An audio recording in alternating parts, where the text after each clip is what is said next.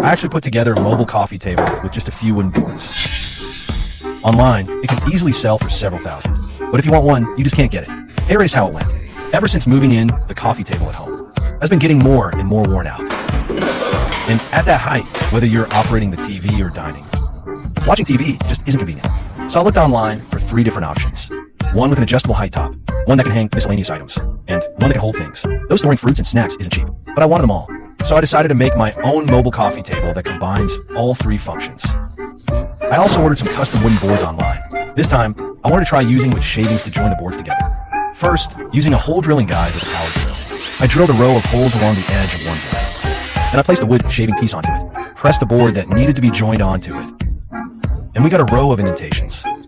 These indentations serve as guides for drilling holes. Drill in the Wu Jia spiral wood plug. Insert the wood end into the hole. On the other board's hole, apply some glue as well.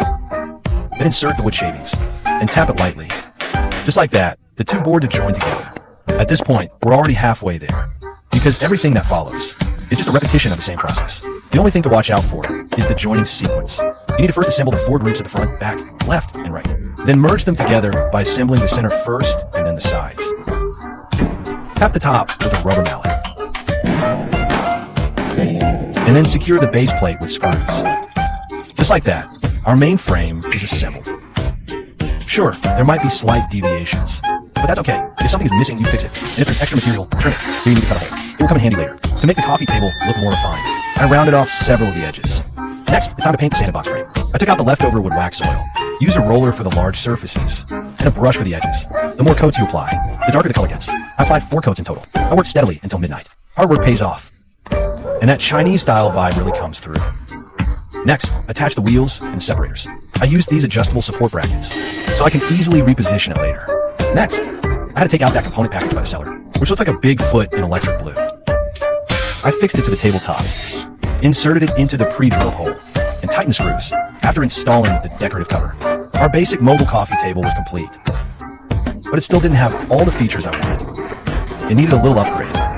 Earlier, I had secured the board covering the hole with invisible nails, but it didn't sit flush, leaving some white exposed. So I brushed a bit of wood wax oil around the edges to cover it up, and that made it unnoticeable.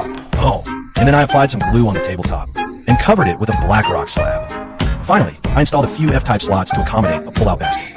And just like that, our mobile coffee table that fuses 3 functions was complete. It can easily store fruits and snacks, as well as drinks, tissues, and all sorts of miscellaneous items. Place it next to the sofa, and your living room will stay neat. Plus, if you feel like eating fruit, just slice it up. Whether you're lounging on the sofa, watching TV, or lying in bed on your laptop, it's pure bliss. Friends, see you next time.